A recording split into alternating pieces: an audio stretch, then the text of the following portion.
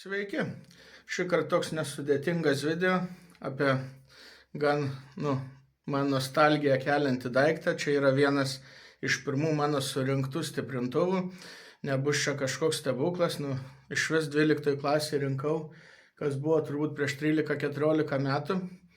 Ir buvo jis nemažai naudojamas, ypač subam grot, visa kita, bet metam bėgant, kaip ir priklauso, potenciometras nuėjo.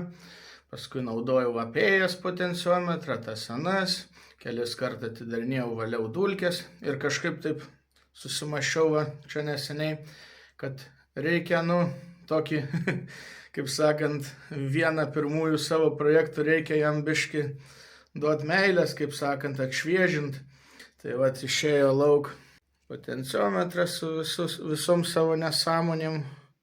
Padariau dabar biškį gražiau, aišku, irgi netobulai, bet čia nesmė perdaryti per naują, nes, neliktų pačios dvasios.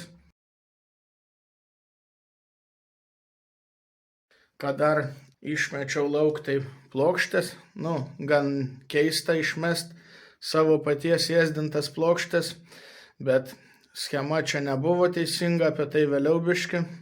Ir įdėjau tiesiog kinišką plokštę, kuri man patiko.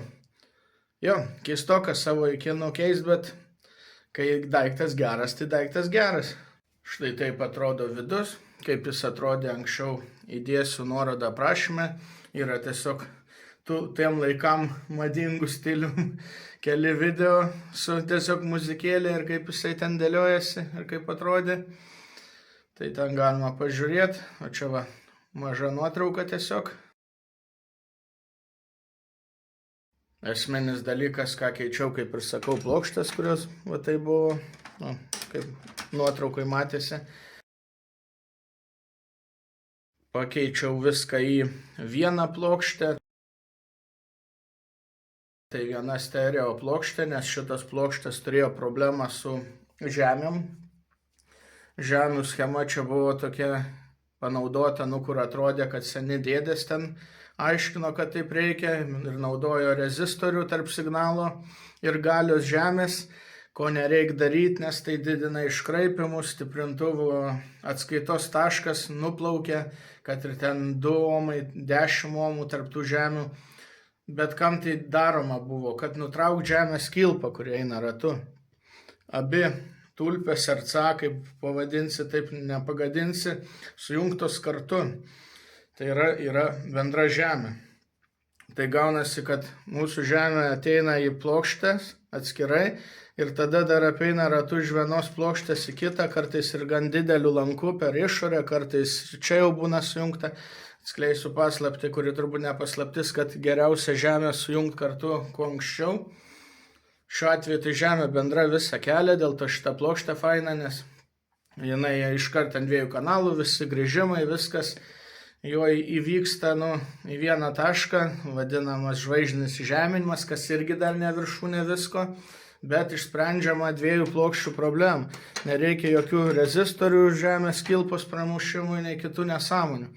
Tai sakyčiau, šitą plokštę galėčiau rekomenduoti. Tik eilinį kartą nominalai užrašyti neoptimalūs, gros ten veiks viskas, bet jau prie kokių 30 Hz bus šioks toks žemų kritimas, gal, kaip sakyti, šioks toks keli decibelai, neskaičiavau tiksliai, dėl to reikia kai ką pasikeisti čia, kad to nebūtų. Galvoju, gal kokį trumpą filmuką galėčiau sukurti, kaip 7294 aprengiama, nes apie 3886 kitą legendą jau esu rodęs labai nuodugniai schemą. Tai kas keitėsi didelio, tai pagrindinė plokštė, o šiaip dar keitėsi transformatorius, nes kai aš rinkau šitą aparatą, aš irgi buvau ten tų vėmalų forumuose prisiskaitęs kaip ir visi, kad ten reikia 2,5 kvadratų laidų ant 100 W stiprintuvo, ten reikia transformatoriaus ant 2x8 W, ten reikia po 100 šiam, ten 2-gubai, 5-gubai, ten karvės dydžio, ten bent jau karvės tešmens dydžio transformatorių ant poros mikroschemų, tai buvau įdėjęs čia netgi 250 W transformatorių, kas pasiutė, bet gerai, jis buvo bus, kaip sakant, panaudotas naujam projektui, dėl to, čia toks tik mini video šįkart, nes dirbu ant kai ko, gan masyvaus ir labai jau aš dabar įnėręs į plokščių braižymą, noriu greičiau tą daikčiuką pradėti, kaip sakant, realizuoti iš ekrano į realybę.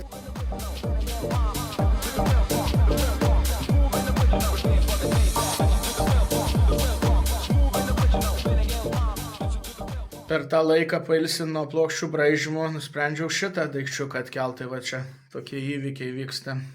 Tai žodžiu, grįžtant prie transformatoriaus, pakeičiau šitą transformatorių į silpnesnį ir taip, galima sakyti, per galingą. Tai va tas transformatorius, tai mažai ir matosi, kad mažesnis, bet dar vienas niuansas, kad jis 3 laidų transformatorius, o prieš tai buvo 4 laidų transformatorius ir vėlgi buvau nesąmonių prisiskaitęs, kad reikia dėti 2 gubus tiltus, viską, tai kaip matom, čia tuštuma atsirado, nes aš panaikinau vieną iš tiltų, kadangi 2 tiltus naudot, kaip ir įmanoma su 3 laidų transformatorium, bet paprašiau man vieną dėti ir aš dabar jau nebesutikintis kažkokiom religijom apie 2 diodų tiltus. Iš viso aš dabar ruošiu nemažai stiprintuvų, kad turėčiau juos sukt ratu prie savo kompiuterio ir net planuoju daryti dėžutę, kuri galėtų greit perjunginėti ir gal net kasdien grot kitą stiprintuvą. Tai va pasikeitė transformatorius, pasikeitė šitas dalykas. Vat nuotrauka, kas čia įvyko. Įvyko kaip įvyko, bet vėlgi visai fainai buvo tą pačią plokščią palikti ir aš nenorėjau čia padaryti visko pilnų projektų, o tik atšviežinti, atnaujinti ir aptvarkyti, sutvarkyti, kad būtų funkcionalus aparačiukas. Čia dar šone ventiliatorius yra, taip pat yra antrinis transformatorius, jisai DC apsaugą maitina. Patinka jisai kaip įdomiai. Bet jokio garso, nieko, grinai va tokia plaukianti šerdis. Trik. Štai DC apsaugos plokštelė, namų ėsdinimo irgi. Šitą lieka, viskas čia tvarkoja. Saugikliai kaip mano sudėti, aš neįsivaizduoju, ką aš tada galvojau, bet norint pakeisti saugiklį, vos nereiktų šitą skersinį imti. Ir arba ten žvejoti, aš nežinau, kodėl aš pasirinkau plokštę daryti saugikliam, o ne įsukti per galą, nes vietos ten turėtų užtekti, bet kaip sugalvojau taip. Man patinka šitas dalykas, kaip aš supyniau jungiklio laidus ir čia dar prie plastiko ir dar per kembriką, čia žinai, lyg tai 1000 voltų eitų. Taip tai jo, čia visokios skylės, nes čia yra tiesiog kasetniko, vaizdo kasetniko korpusas perdirbtas. Čia viskas likę, čia matosi plokštė su skylutėm tiesiai iš senuko. Ir va čia mano perdaryta plokštė iš arčiau. Čia kai kurios jungtis liko laisvos, nes viena plokštė tai 3 maitinimai. Čia va šitos kilpos.